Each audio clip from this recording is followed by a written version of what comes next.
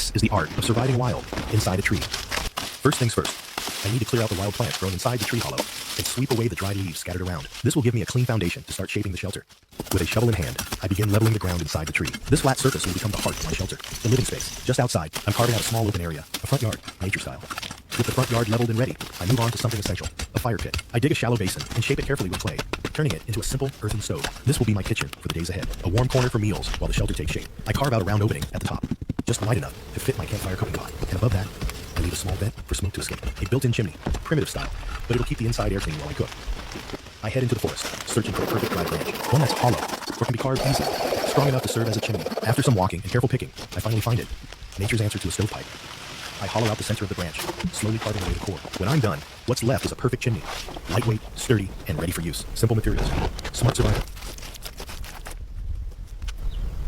With the chimney ready, it's time to gather the bones of the shelter. I head back into the woods, searching for dry, sturdy branches, the kind that won't bend or rot easily. One by one, I cut them down and haul them back. These will form the walls, the frame, the skeleton of my forest home. Before I start stacking walls, I need to shape my building blocks. I build a simple X-frame stand, stable, practical, and just the right height. On this, I'll place each branch and cut it down into even, rounded segments. Primitive forest bricks, made by hand, one at a time. With enough wooden bricks stacked up, I shift my focus to the entrance. I carve a solid door frame from raw timber, trimming it to fit snugly, and drilling precise holes at the joints to lock everything tightly in place. For a touch of natural craftsmanship, I chisel decorative grooves into the surface, making the wood look like it's made of stacked grain bricks. A small detail, but one that makes the whole structure feel hand-built and alive.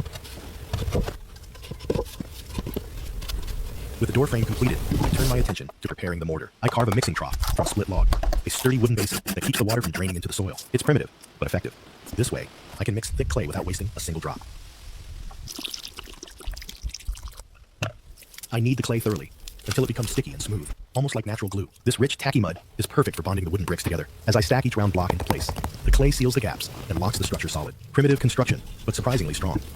I stack the wooden bricks in perfect alignment, row by row, and the grain patterns form a natural, beautiful texture across the wall. Each block fits snugly, and the clay holds it all together like ancient masonry. Above the doorframe, I carve out a hollow log to serve as a vent.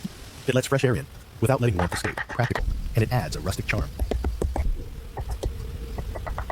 With the front wall complete, I move inside to continue building the inner wall. Each wooden brick fits tighter now, the structure taking shape with every layer. Then I turn to the back, carefully stacking more timber until the shelter is fully enclosed. To survive the cold forest nights, I build a fireplace inside, dug right into the wall. It's more than just heat. It's comfort, safety, and a beating heart for this wooden home. The fireplace is built from stone, solid, heat-resistant, and timeless. I attach a tall chimney, rising above the roofline. That way, the smoke escapes cleanly, and the air inside stays fresh. With warmth now secured, I return to the wall, stacking the final rows of wooden bricks. Slowly, the shelter transforms from a vision into a fortress, one that breathes with fire and holds strong against the wild. Inside the hollow trunk, I spot a natural hole, a perfect opportunity. I carve it cleaner and shape it into a small window. Now, soft daylight can pour in, and I can gaze out into the forest beyond. A simple touch, but it breathes life into the shelter. Right beside the fireplace and under the window, I drive solid wooden stakes into the ground. Using wooden pegs, I lock the bed frame in place, firm, stable, and level. Then I cut a set of evenly sized branches, tying them tightly together with jungle vine. Just like that, I've built a simple yet sturdy bed. After a long day in the wild, this is where comfort begins. In the harsh humidity of the rainforest, a solid roof is not a luxury, it's survival. I choose only the strongest timber to craft the roof frame. Each beam is carefully set in place, locked with wooden joints, ready to bear the weight of rain, wind, and time. With the heavy roof beams in place, now comes the part that demands precision. I take each carefully whittled timber, equal in size, smooth and finished, and secure them one by one with solid wooden pegs. These tight joints will form the sturdy skeleton, ready to hold the weight of the roof that's yet to come.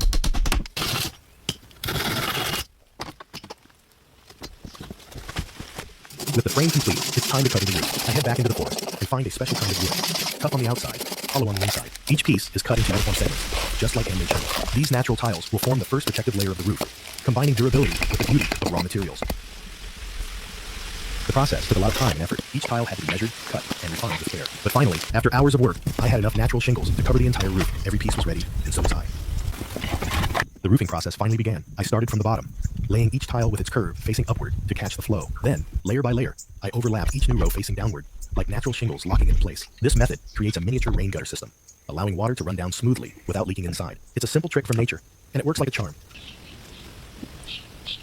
With the roof finally complete, it was time to design the front door. I wanted something strong, but also light enough to open and close with ease. I selected dry, flexible wood, shaved and trimmed each piece to size, then joined them using traditional wooden pegs. Every notch, every joint was carved by hand to ensure a perfect fit. This door wouldn't just keep the forest out, it would also welcome me home.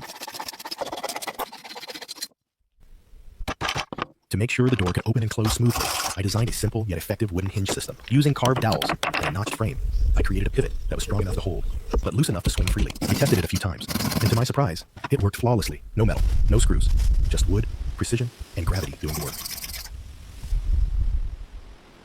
I carefully bent a branch into a perfect circle, just the right size to fit the round window opening. Then, I sealed it with a piece of clear plastic, creating a makeshift window that traps warmth inside, while still letting sunlight pour in during the day. It's a simple touch, but it makes the shelter feel more like a real home.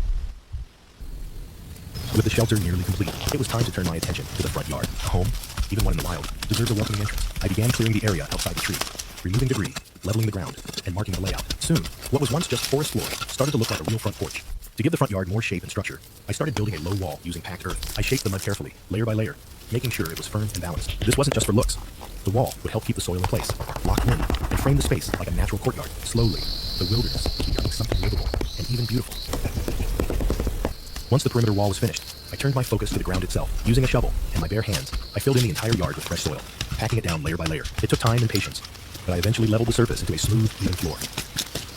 With the yard leveled, I headed back into the forest, this time with a new idea in mind. I was looking for something unique, twisted gnarled branches, the kind shaped by time, weather, and nature itself. These rough, weathered limbs would be perfect for building a rustic railing around the front yard. Not only would they add safety, but also character, giving the shelter a wild, handcrafted beauty. After gathering enough materials, I cut the twisted branches into shorter sections. Each piece was carefully shaped and joined using wooden pegs. No nails, no glue, just precision and patience. One by one, I connected them into a rustic railing that wrapped around the front yard. The result? Way better than I expected. The irregular shapes gave the fence a natural elegance, like something straight out of a fairy tale forest. For the final touch, I made my way to the stream, where time and water had done the carving for me. There, I found flat river stones with smooth surfaces, nature's version of floor tiles. I selected the best ones, packed them in my basket, and carried them back one load at a time. These stones would be perfect for paving the shelter floor and front yard. Solid, cool, and beautiful. With each stone placed, the wilderness felt less wild, and more like home. Once I had gathered enough stones, it was time to begin paving the floor. Starting from inside the shelter, I laid each stone carefully, fitting them like pieces of a giant natural puzzle. Working from the back of the shelter outward, I ensured every step would be solid and level. As the floor took shape, the space transformed from a hollow tree into a cozy, grounded living area. No more muddy feet, no more uneven ground, just stone. Strong, simple, and clean. With the stone floor and front yard finally complete, I took a step back and admired the transformation. But something was missing. A place to sit, to rest, to enjoy a warm meal under the sky. What this little forest porch needed now was a table and a bench. So, I started planning how to craft them from the same materials nature had already given me. Sometimes the simplest ideas work best. I took 2 thick wood slices and mounted them onto a solid vertical post. In just a few minutes, I had crafted a sturdy, rustic table. Perfect for outdoor meals, or resting with a cup of wild tea. Strong, simple, and made entirely by hand, this table fit right into my low forest patio. With the survival house finally complete, I took a well-earned rest. But no home in the wild is complete without food. And tonight, I wanted fresh stream fish. After recharging, I got to work crafting bait from natural ingredients. In the forest, even the smallest detail matters. Scent, shape, and texture could decide whether dinner bites or swims away. I returned to a familiar pool in the stream, a quiet, shaded spot I had noticed earlier. It looked promising. The kind of place where fish hide beneath the still surface. With my handmade rod and wild-crafted bait, I cast the line gently into the water. And then I waited. In the forest, patience is not just a virtue. It's a survival skill. Then, a sudden tug on the line, I pulled with care, and out came a slippery, thrashing catfish, fat and full of fight. Not long after, another pull. This time, it was a snakehead, sleek, strong, and just as wild as the forest around us. 2 powerful fish caught in a single session. Looks like dinner was coming from the stream tonight, and it was going to be unforgettable. Back at the shelter, I cleaned the fish carefully and filleted the meat. Then, I mixed a simple batter using forest flour and crushed herbs I had gathered earlier. I coated each piece of fish and dropped them into hot oil over the fire. The sound of sizzling, the smell of crispy golden skin. In the heart of the jungle, I was frying up a feast.